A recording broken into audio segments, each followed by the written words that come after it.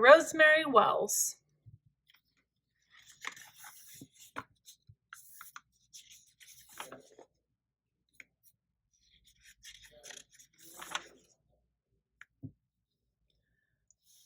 What would you like for lunch today, my little cherry blossom? Asked Yoko's mother. All my favorite things, please, answered Yoko.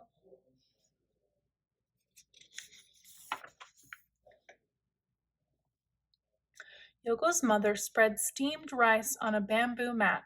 She rolled up a secret treasure inside each piece. Then she packed it all in a willow-covered cooler. Have a wonderful day at school, my little cherry blossom, said Yoko's mother. I will, answered Yoko.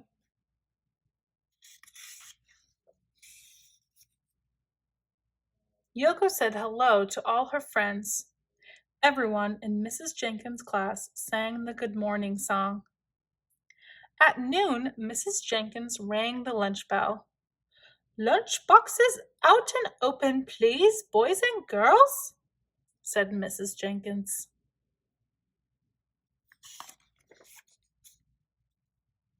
Timothy unwrapped a peanut butter and honey sandwich. Valerie had cream cheese and jelly. Fritz had a meatball grinder. Tulip had Swiss cheese on rye. Hazel had egg salad on pumpernickel. Doris had squeezed cheese on white. And the Franks had franks and beans.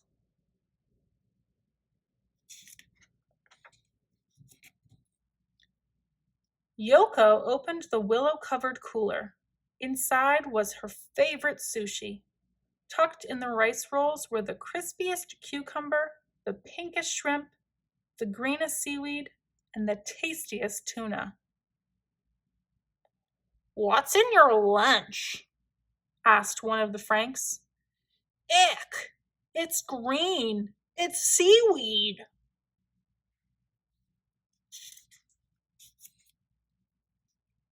Oh no, said the other Frank. Don't tell me that's raw fish. Watch out, it's moving, said Doris. Yuck-o-rama, said Tulip and Fritz. Valerie blew the playtime whistle. Everybody act, said Valerie.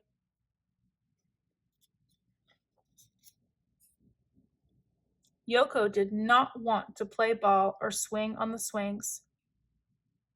What's wrong, Yoko? Asked Mrs. Jenkins. Everybody laughed at my lunch, answered Yoko. They'll forget about it by snack time, said Mrs. Jenkins. But they didn't. During the snack time song, Yoko opened a thermos cup of red bean ice cream. Red bean ice cream is for weirdos, snorted the Franks. Mrs. Jenkins switched to the friendly song.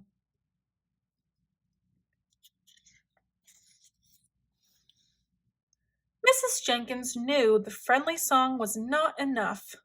Late into the evening, she fretted about Yoko. Finally, the answer came to her. Dear parents, Monday will be International Food Day at Hilltop School. Everyone is asked to bring in a dish from a foreign country. Everyone must try a bite of everything. Happy cooking, Mrs. Jenkins. We will make a deluxe sushi for the whole class, said Yoko's mother. Don't worry, my little cherry blossom. Everyone will try our sushi and everyone will love it.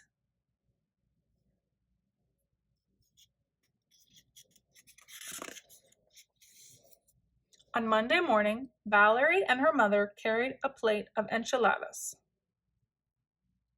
Timothy and his mother made Caribbean coconut crisps.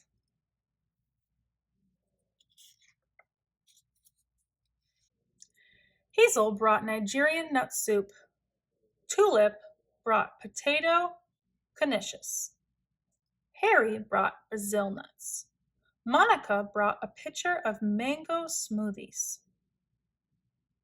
Doris brought Irish stew. Fritz brought spaghetti. Big Frank cooked up a pot of Boston franks and beans.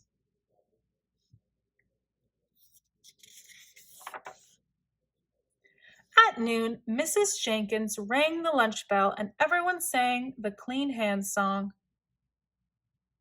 "What does International Food Day mean to us boys and girls?" asked Mrs. Jenkins. "Try everything," said everybody. When Valerie blew the playtime whistle, there was not a nibble of nuts or a sip of smoothie left. But no one had touched even one piece of Yoko's sushi.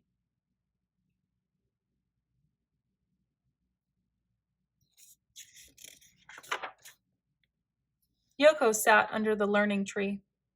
Suddenly, she heard the clickety-click of chopsticks.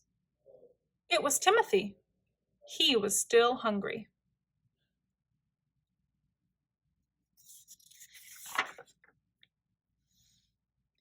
"Let me show you how," said Yoko. Timothy polished off the rest of the crab cones his own way. "Can we have sushi again tomorrow?" he said.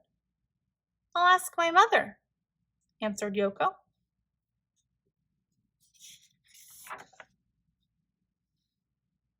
During the school bus song, Timothy found a coconut crisp in his pocket. He gave it to Yoko. "It's even better than red bean ice cream," said Yoko. On the bus, Timothy and Yoko made plans to push their desks together and open a restaurant the very next day.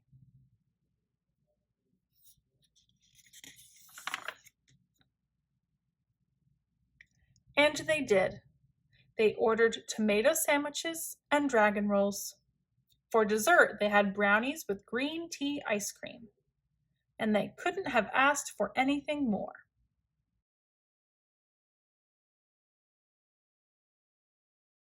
The end.